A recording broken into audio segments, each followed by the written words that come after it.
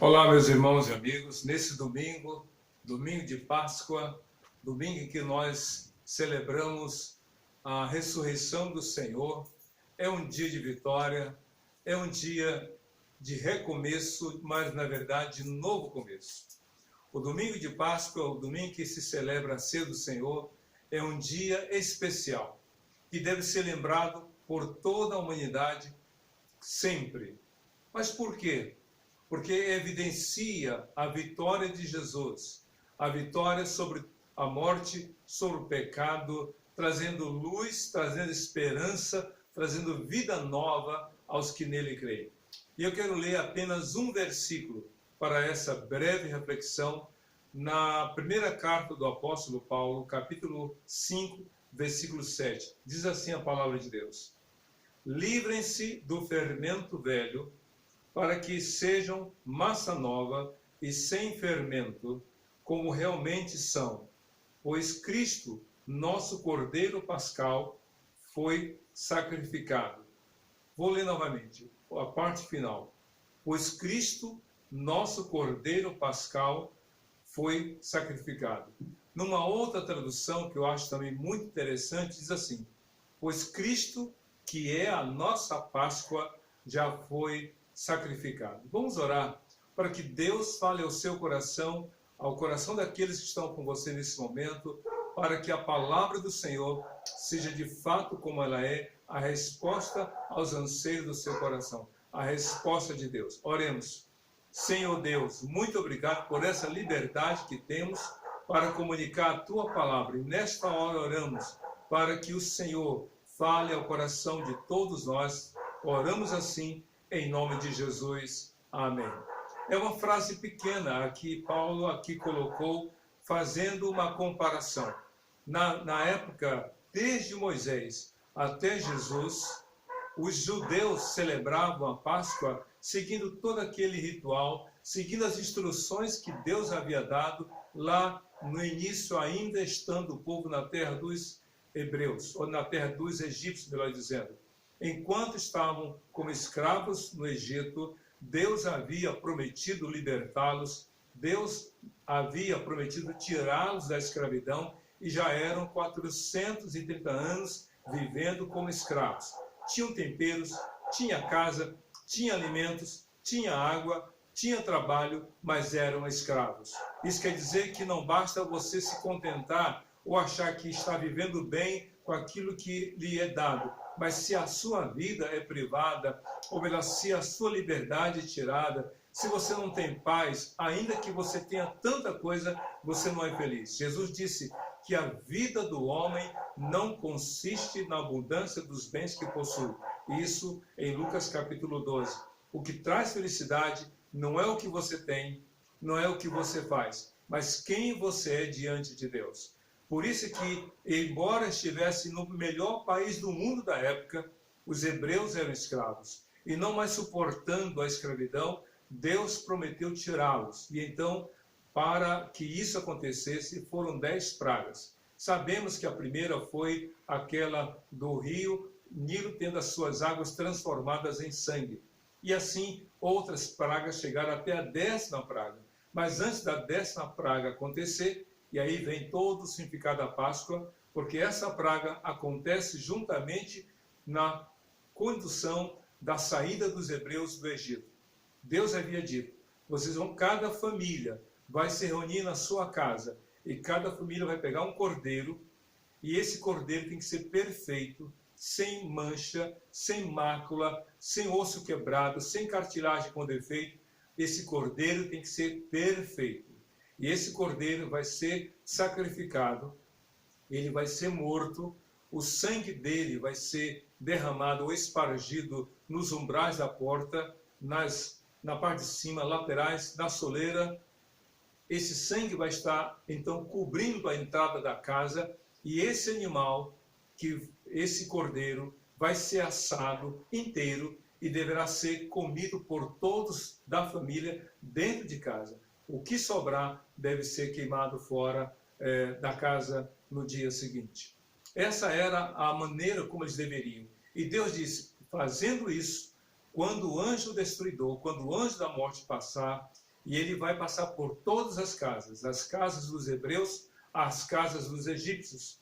E então, quando ele vê o sangue do cordeiro espargido, derramado nos umbrais da casa, e aí, então ele vai ver que ali o cordeiro foi morto, uma vida inocente foi dada pelos culpados, e ele não vai entrar ali, e aquela família, naquela casa, estará salva. Mas vocês deverão comer, diz lá a Bíblia, deverão comer esse cordeiro com mais 3 coisas importantes. Deveria ter ervas amargas, que era o esopo, deveria ter também o pão sem fermento. Esses elementos, e também comerem com as mochilas ou as suas bagagens nas costas, porque deveriam sair imediatamente. Diz a Bíblia, então, que eles deveriam celebrar no 14º dia até o 21º dia, o mês de Abib, ou o mês de Nisan, que era o primeiro mês do calendário judaico ou hebraico. Eles deveriam, a partir dali, todos os anos celebrar a Páscoa. A Páscoa, na língua hebraica, significava passagem. Meu anjo vai passar. Também, Páscoa tem a ver com a saída, já que os hebreus saíram do Egito, da escravidão. Então, de Moisés até Jesus, anualmente, o cordeiro pascal era escolhido, era examinado e assim era entregue, imolado, sacrificado. Todos os anos. Todos os anos. A nação judaica deveria assim repetir de modo cerimonial e ritualmente esse sacrifício do cordeiro. Quando Jesus, aos 30 anos, vivendo no anonimato, aos 30 anos, ele chega até proximidade do Rio Jordão e ele encontra João Batista batizando as pessoas que estavam arrependidas dos seus pecados. E quando Cristo se aproxima de João Batista e a multidão o vê, João Batista aponta para Jesus e se dirige à multidão dizendo: eis o Cordeiro de Deus que tira o pecado do mundo. João Batista falou algo que os judeus sabiam. Todo ano deveria ser imolado um cordeiro sem mancha, sem falha, perfeito, para que uma vida inocente fosse dada em lugar de uma vida culpada. Todos os judeus, em seus lares, deveriam repetir o que Moisés ensinara lá no Egito. Mas quando Cristo veio, o Filho de Deus em carne e osso, João Batista então fala o propósito da vinda de Jesus. Ele é o Cordeiro de Deus, aquele que veio para dar sua vida no lugar de todos os culpados. Ele é o Cordeiro de Deus que tira o pecado do mundo. A Páscoa, portanto, é a celebração do sacrifício de Jesus, da morte dele, da entrega da vida dele por nós. Como repito, o justo por nós injustos, o santo por nós pecadores. Aquele que deveria viver sem nenhum problema, sem nenhuma perseguição, sem nenhuma acusação, injustamente foi acusado e foi morto na cruz.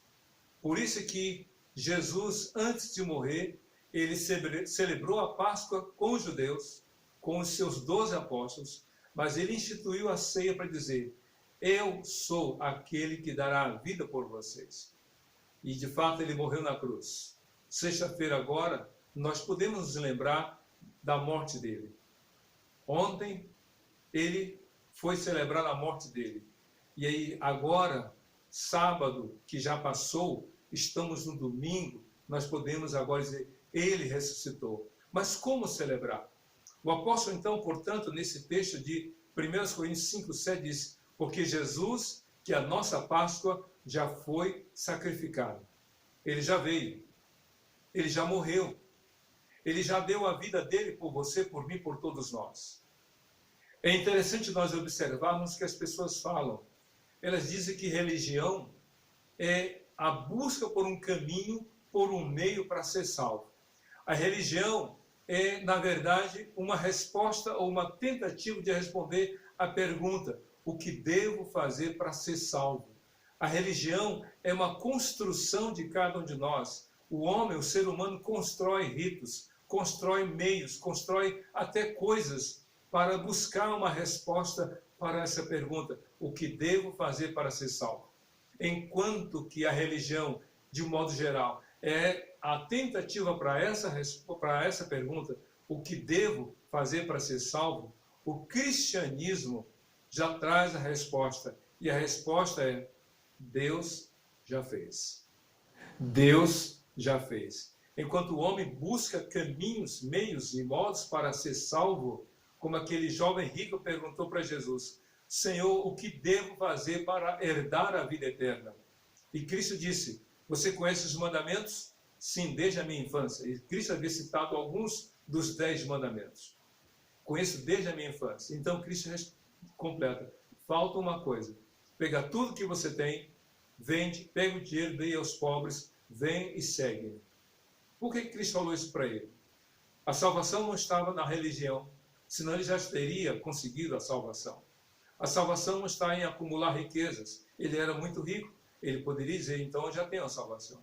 Porque a salvação não é pelo que a pessoa tem, não é pelo aquilo que ela faz. A salvação é ela crer no que Deus já fez. Paulo então completou: porque Cristo, a nossa Páscoa, já foi sacrificado. Nós não temos mais que repetir. Nós nem podemos repetir, porque o que foi feito unicamente por Jesus, o Filho de Deus. Ele morreu na cruz. Ele deu a vida dele por você. Então, nesta ocasião, meu querido, minha querida, você só tem que fazer uma escolha. E qual é? Crer. Somente crer nele. Ele já foi sacrificado. Ele já nasceu. Ele viveu. Ele morreu. Ele ressuscitou. Então, não é você fazer algo a mais.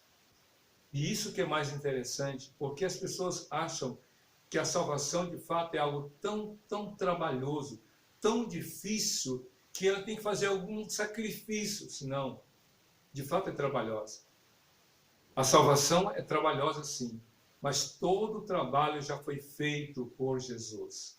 Ele já morreu na cruz. Ele ressuscitou. Então, para você ser salvo, é tão somente você dizer para Jesus: eu quero Jesus. Eu quero que ele entre na minha vida. Eu quero que ele entre no meu coração. Paulo então completou dizendo: porque Jesus, o Cordeiro Pascal, porque Jesus, o nosso Cordeiro Pascal, já foi sacrificado. É interessante esse pronome possessivo aqui. Ele é nosso. Cristo veio para você, veio por você, ele veio para mim, ele veio por nós, ele veio para todos nós. Ele é para todas as pessoas. Sabe por quê? Porque o amor de Deus é abrangente, é inclusivo. Ele abrange a todos, ele inclui a todos. Mas é um amor que nos substituiu na cruz. Ele morreu em nosso lugar.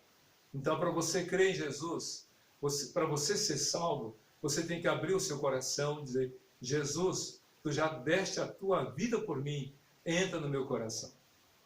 Uma vez, um rapaz estava namorando uma garota. O rapaz não gostava de crente, não gostava de Bíblia, nem de igreja, mas a namorada era crente, gostava de Bíblia, de igreja, gostava de adorar a Deus na casa do Senhor. E ele, querendo impressioná-la, foi algumas vezes à casa dela, e até que um dia ele disse assim: querida, qual é o texto da Bíblia que você mais gosta? E ela, com um sorriso, disse: Apocalipse 3:20. Eis que estou à porta e bato. Se alguém ouvir minha voz e abrir a porta, eu entrarei em sua casa e serei com ele e comigo. E ela falou: mas por que você quer esse texto? Calma, deixa comigo.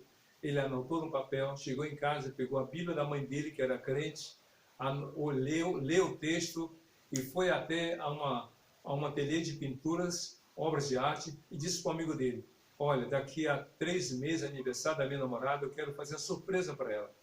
Como assim? Eu quero que você traduza numa figura, numa imagem, o texto que ela mais ama da Bíblia. Que texto é?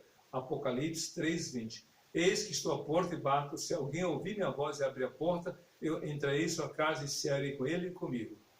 Aí o jovem pintor disse, olha, eu nunca pintei assim, através de palavras, sempre olhei para uma pessoa, para uma imagem, para uma paisagem, não. Pinta através dessas palavras, porque é muito importante. E então, deixa comigo, depois de uns 2 meses, aquele jovem pintor pegou uma tela bem grande, em branco, de 1 metro de altura por 80 de largura, pintou uma tela, nessa tela em branco, um lindo coração vermelho, deu traços de brilho no coração, pintou uma porta no meio do coração e escreveu, eis que estou à porta e bato, se alguém ouvir minha voz e abrir a porta, entrarei em sua casa, cearei com ele e comigo. Assinado Jesus, Apocalipse 3:20. Quando o jovem viu, se ela vai amar esse quadro, colocou papel de presente, no dia do aniversário da namorada, ele foi à casa dela, jantou com a família e, fazendo suspense, disse, tem algo para você. Quando ele entregou para ela aquele quadro, ela tirou o papel e disse, coisa linda, é o texto que mais eu amo. Mas para aí, esse quadro tem defeito. Eu disse, como assim tem defeito? O rapaz passou 2 meses pensando, foram 3 meses. Onde está o defeito? Ela disse, vê esse coração, vê essa porta, não tem trinco. Como é que alguém vai entrar? E ele, sem graça, disse, olha, você tem razão. Os pais dela realmente têm erro nesse quadro. E aí ele, sem graça, depois do jantar, pegou o quadro, levou para casa. No dia seguinte foi até a casa do pintor de quadros. Olha, você é um bom artista, mas esse quadro tem defeito. Não tem, disse o pintor. Tem sim, insistiu o rapaz. Não tem. Tem, minha namorada viu, os pais dela viram, e então tem defeito. Qual defeito? Perguntou o pintor. Disse, olha, esse coração é lindo, essa porta é maravilhosa, mas essa porta não tem trinco, como é que alguém vai entrar aqui? E então o jovem disse, olha, você está errado, sua namorada está errada, os pais dela estão errados, porque esse quadro não tem nenhum defeito. Como assim não tem? Como não? E o pintor disse, vem aqui, olha bem de perto esse coração. Sim, eu estou vendo, olha bem essa porta. Sim, eu estou vendo. Não tem trinco, disse o jovem. Essa porta não tem trinco, como é que Cristo vai entrar? Não tem como abrir. Aí o pintor disse, olha, essa porta tem trinco. Mas aonde? Do lado de dentro. Essa porta, meu querido, falou o jovem pintor que era crente, é a porta do seu coração, da sua vida. Ela não se abre de fora para dentro, é de dentro para fora. Só você pode abrir essa porta. Só a sua namorada pode abrir a porta do coração dela. Só os pais dela podem abrir, cada um, a porta do coração de cada um deles. Sabe por quê? Porque Jesus, o Cordeiro Pascal, ele só entra na vida daquele que deseja, que nele crê. Ele falou, eis que estou à porta e bato. Se alguém ouvir a minha voz e abrir a porta, eu entrarei. Meu querido, Jesus é o Cordeiro de Deus, que veio para salvar você, salvar cada um de nós. Ele já foi sacrificado. A cruz que você vê atrás de mim, brilhando, está vazia. O túmulo, lá em Jerusalém, está com a sua entrada aberta, está vazio. Sabe por quê? Porque esses 2 marcos da vida de Jesus, a manjedoura ficou vazia, a cruz ficou vazia, o túmulo ficou vazio, mas o seu coração, Cristo não quer que fique vazio. Cristo quer entrar no seu coração, na sua vida, para dar a você paz, perdão e vida eterna. Eu quero orar nesse momento com você. Eu quero pedir a Deus pela sua vida. E você, nesta hora, aonde você está, do jeito que você está, por alguns segundos, pare agora, feche os seus olhos e convide Jesus para entrar no seu coração. Porque a Bíblia diz, porque Jesus, que é o Cordeiro de Deus que tira o pecado do mundo, como o Cordeiro Pascal, já foi morto, mas ele ressuscitou, ele está vivo hoje. Nesse dia hoje, você pode abrir o seu coração e dizer para ele, Jesus, entra no meu coração, muda a minha vida, transforma o meu ser, dê paz e perdão para os meus pecados, vida nova no teu nome. Eu quero orar com você. Ore nesse momento, fique com os olhos fechados, ore e diga assim, Senhor Deus, eu me arrependo dos meus pecados, e nesta hora eu entrego minha vida ao Senhor Jesus. A manjedoura onde ele nasceu ficou vazia. A cruz na qual ele morreu ficou vazia. O túmulo onde ele foi sepultado ficou vazio. Mas eu não quero que o meu coração fique vazio. Eu quero que ele entre no meu coração, perdoe os meus pecados, me dê paz e vida no seu nome. Eu oro agora, no nome de Jesus. Amém e amém. Meu querido, que Deus te abençoe. Minha querida, que Deus te dê paz. Que você seja feliz com Jesus, Senhor e Salvador de todo aquele que crê, hoje e para sempre. Amém e amém.